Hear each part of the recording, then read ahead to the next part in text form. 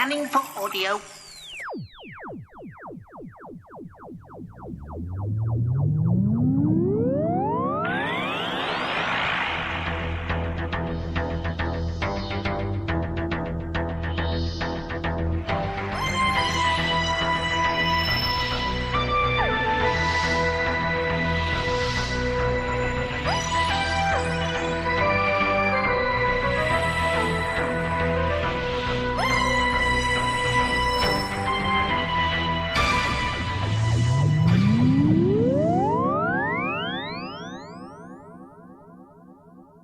Welcome once again to a Tin Dog podcast, covering a rather nice release from Big Finish.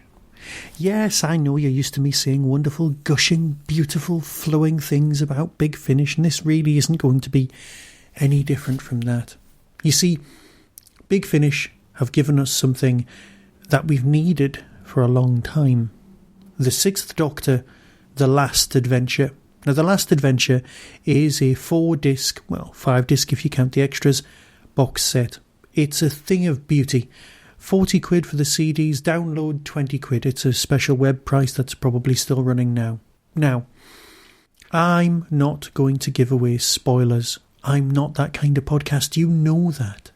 What I will say is this is as good as you hope it will be. This is as respectful as you need it to be. Because let's face it, if you're a Colin Baker Sixth Doctor fan, you're a big fan mainly because of Big Finish.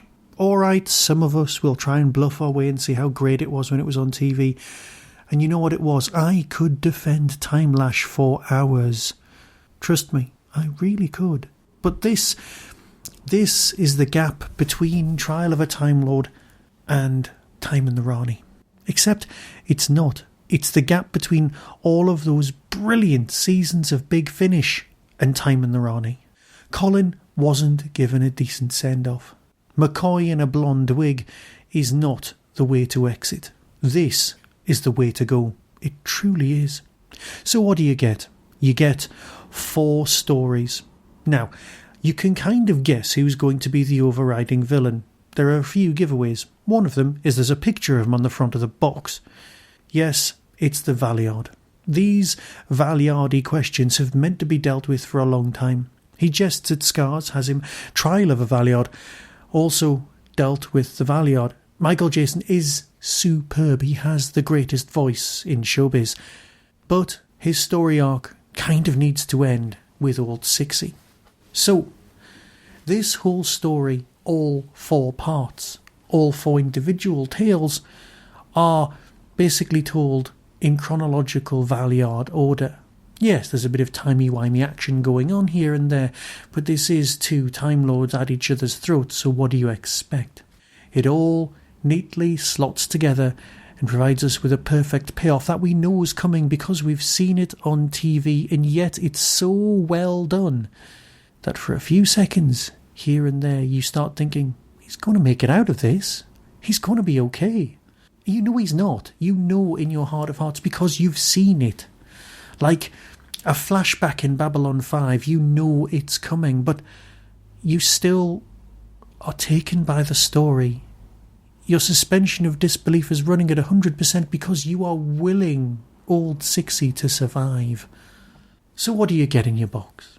Story 1, The End of the Line. This is the first of the 4 stories. Calling it The End of the Line is fairly impressive. It's spooky, it's railways. I mean, even the description on the Big Finish website simply says, the Doctor and his latest companion Constance investigate a commuter train that has lost its way. There is an argument that's been made by many Doctor Who writers which underplays this, and it's almost impossible to write a bad episode 1. I'm not 100% in agreement with this. Basically, what you have to do is lay on layer upon layer of mystery, and eventually you have a denouement which sorts it out. Where television Doctor Who fails is that it sorts it out in a hand-wavy kind of way. It doesn't explain it enough for people of a certain age, i.e. me and probably you, to completely go with. Big Finish never fall into that trap, or seldom do, because they sell us something great, and then the writers are clever enough and respect us enough to give us enough explanation for it to work and to fit. So, setting a story on a railway is, sapphire and steely. Hell, it's such a, well, I don't even want to use the word meme, because let's face it, we are a meme-free area. But it is a repeated concept idea, almost a cliche, so much so that it was included in one of the Big Finish write-your-own script competitions that I entered several years ago. I will learn one day, I really will.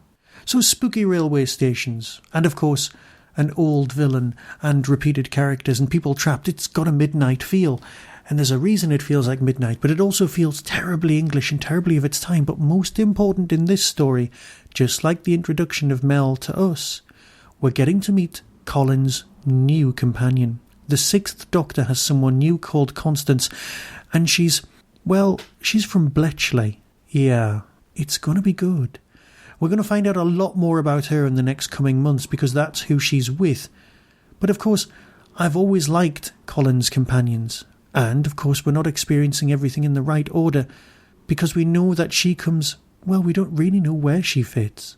We just know that Mel comes last. But after the wrong Doctors, we don't know which Mel and when or where.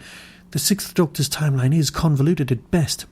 So we've got a great new companion in a lovely background. Story 2, of course, gives us a lot more, familiar feel, because it's old Sixie and Charlie. Yes, it's Charlotte Pollard, she's back, and this time she's not talking about food for money. I've always loved Charlie. Her and old Sixie are brilliant together. I've never quite managed to get it right in my head how they don't recognise each other when he's the Eighth Doctor, but I know that it's all covered elsewhere. The mystery of Miss Pollard needs to be dealt with more elegantly. But as she's got her own mini-series and she's now developed into a fully fledged, central character, that's something we all have to deal with. But this is classic Charlie. And I've missed her and the Doctor together. She really works well with old Sixie. Now this story has, it's a world populated by werewolves. And again, if I say any more than that, it gives away slightly more of the plot than it should. But always with an arc, it's building and it's building. And in the next part, we've got Matt Fitton's stage fright. The theatrical Valeyard is now at the fore in the storyline. He's not some shadowy figure. But this, I'm sorry, but the limelight here has got to belong to Jago and Litefoot. It's Sixie, it's Jago, it's Litefoot, it's Lisa Bowerman not playing Benny, and best of all, perhaps my all-time favourite Sixth Doctor companion, it's Flip. The commonest of all of the companions of late, the most working class of all of the companions, and she works so well.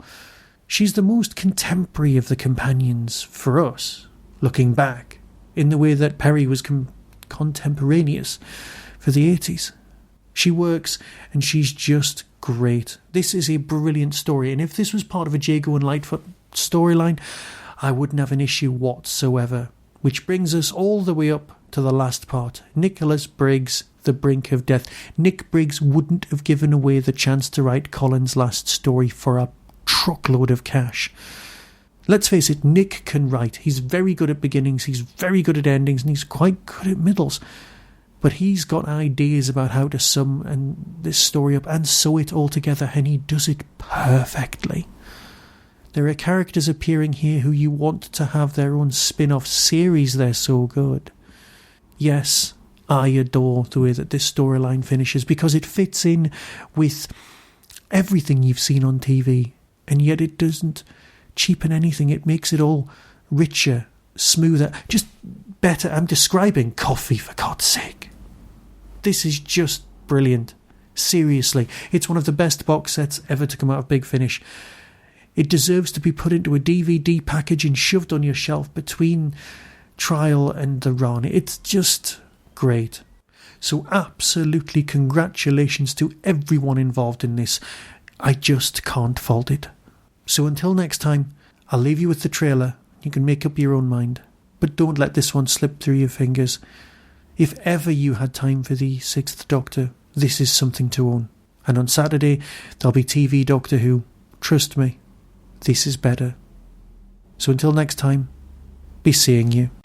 Imagine, if you will, your friend lies dying. His injuries are mortal. There is no rescue, no salvation, no hope, only death. Coming soon from Big Finish Productions. Doctor Who. The Sixth Doctor. The Last Adventure. Constance Clark, how do you do? Name? Charlotte Pollard. Miss Philippa Jackson. After you, Miss Bush. The Doctor saves the day again. My name is Yardvale. Mr. Timothy Yardvale. Please open the door. It's a trick. He's lying. How do you know? No. What? No. No! Werewolves? Werewolves, surely. Well, have it your way. The point is, werewolves on wheels. Werewolves in uniform? Werewolves in hoods? Someone is sending a message. A very personal message. To me. He's saving us. Come on, keep going. Who's saving us? Where are we going? Come in, please. Oh, it's just taken a lump out of one of... Ah! Doctor, for goodness sake, just... Mel? How did that do? Doctor? You've only got 3 minutes left now. 3 minutes? 3 minutes to save my life. The Valeyard is a distillation of all my negative impulses. The simple fact is that I'm a Time Lord who's out of time. Big Finish. We love stories.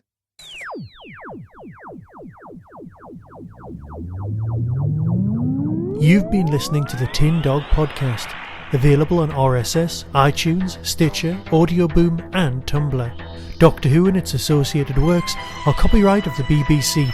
No infringement is intended. You can contact the show, donate, buy merchandise or find out more about my other projects by visiting the Tin Dog Podcast homepage and clicking on the links. The Tin Dog Podcast is a founder member of the Doctor Who Podcast Alliance.